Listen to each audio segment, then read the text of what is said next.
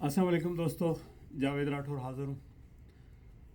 दोस्तों, कल social media पर दो तस्वीर देखी और दिल दहल गया। आपने भी ये तस्वीर देखी होगी। एक तो उस नन्हे बच्चे की है जिसको उसके वालिद से मिलने नहीं दिया गया और बीमारी की हालत में उसको अस्पताल से भी खारिज कर दिया गया, इलाज तक उसका ना किया गया और वो सिसकियाँ लेकर दम तोड़ गया। ये नन्हा हमाद अपने बाप से इस दुनिया में तो नहीं मिल सका, शायद अगली दुनिया में इसकी मुलाकात हो जाए। और दूसरी तस्वीर, कराची से एक बच्चे को अस्पताल से निकाल दिया गया। उसकी लाश जब वो फोत हो गया तो उसकी लाश वुरसा के हवाले कर दी गई और एम्बुलेंस तक ना दी गई। उस बच्ची का चचा और बाप मोटरसाइकिल के ऊपर लेकर उसको घर जा रहे थे कि रास्ते में एक्सीडेंट हुआ और वो दोनों भी जान की बाजी हार गए।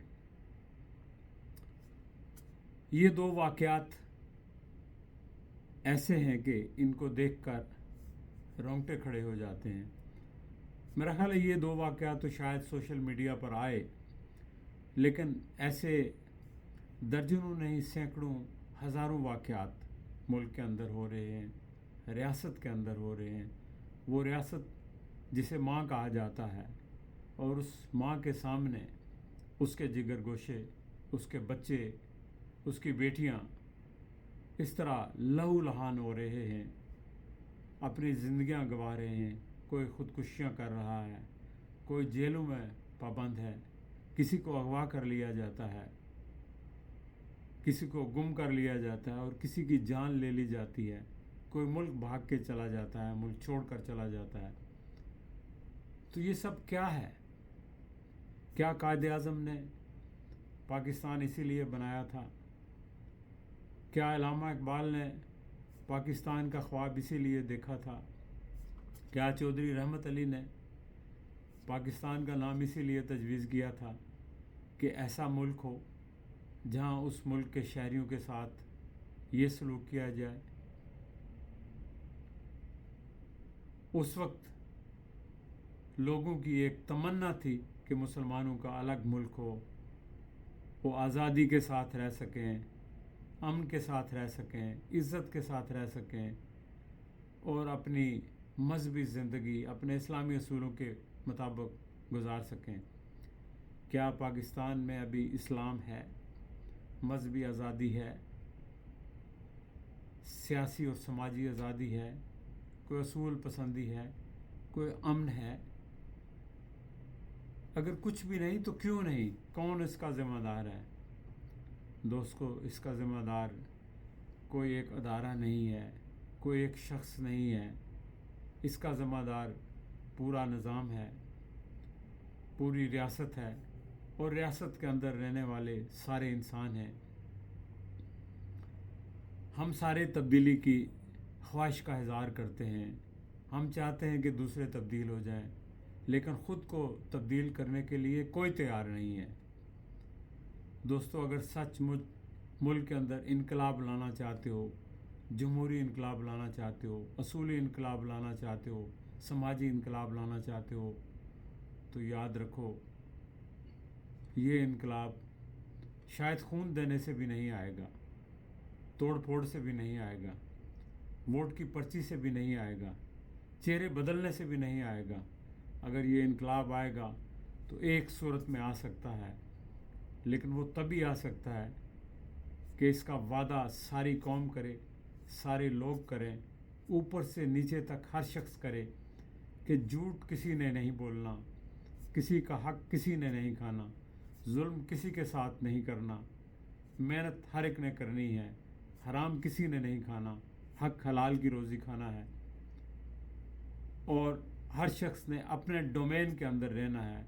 दूसरे शख्स के काम में, उसके मामलात में टांग नहीं उड़ानी।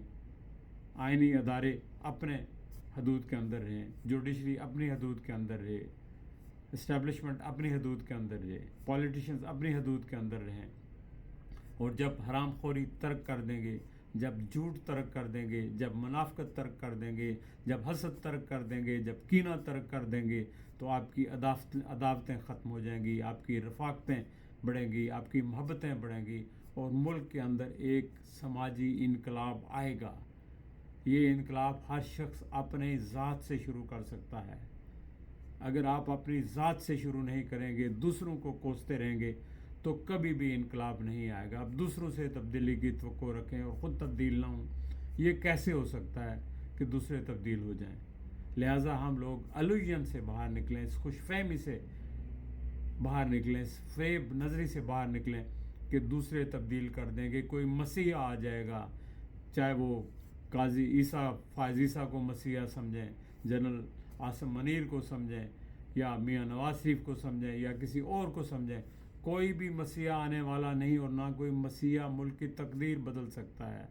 اگر جو کوئی شخص خلوص کے ساتھ آگے آتا ہے، آپ لوگ اس کو جیل میں ڈال دیتے ہو، اس کو ذلیل و خوار کرتے ہو، اس کو پھانسی پہ لٹکا دیتے ہو، تو پھر بہت سارے محب وطن لوگ جن کے اندر درد بھی ہے، ایمپیتھی بھی ہے، صلاحیتیں بھی ہیں، جذبہ بھی ہے، وہ آپ کا یہ حال دیکھ کر، آپ کا یہ محسن کشی کا ریکارڈ دیکھ کر وہ آپ سے دور چلے جاتے ہیں، وہ آپ کے قریب نہیں رہتے۔ دوستوں، میں بھی انہی میں سے ایک ہوں کہ میں جب دیکھتا ہوں، کبھی سوچتا ہوں کہ پاکستان کے حالات کو بہتر کرنے کے لیے کوئی رول پلے کیا جائے۔ پاکستان کے لوگ پوری دنیا میں پھیلے ہوئے ہیں، بڑے باصلاحیت ہیں، بہت کچھ کر سکتے ہیں، لیکن پھر جب حالات پاکستان کے دیکھتے ہیں تو پھر کہتے ہیں کہ نہیں، یہیں بہتر ہے، وہاں تو کچھ ہونے والا ٹھیک نہیں ہے۔ جب لوگ ہی آپ کو ریسیو کرنے کے لیے تیار نہیں ہیں، لوگ ہی ریسیپٹیو نہیں ہیں، تو آپ ان محسن کشوں کے ساتھ جا کر کیا کریں گے؟ آپ ذلیل و خواری ہوں گے، اپنا وقت ضائع کریں گے، ان کے اوپر اثر ہونے والا نہیں ہے۔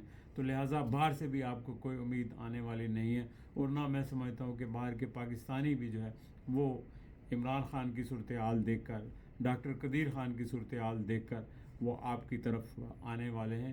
اگر آپ نے بدلنا ہے اپنے آپ کو، تو آپ نے خود بدلنا ہے، اور خود اپنی ذات سے جو ہے تبدیلی شروع کرنی ہے۔ جب تک یہ تبدیلی لے کر نہیں آئیں گے، کوئی اور تبدیلی کے لیے نہیں آئے گا، آپ کی ہیلپ کے لیے نہیں آئے گا، آپ نے خود اپنے لیے کوشش کرنا ہوگی۔ اللہ تعالیٰ بھی یہی کہتے ہیں قرآن مجید میں، لیس الانسان الا ما سعی، انسان کے لیے وہی کچھ ہے جس کی انسان کوشش کرے۔ تو آپ کوشش کریں گے اپنے آپ کو بدلنے کی، تو آپ کا معاشرہ بھی بدلے گا، آپ کا سماج بھی بدلے گا، آپ کی حکومتیں بھی بدلیں گی۔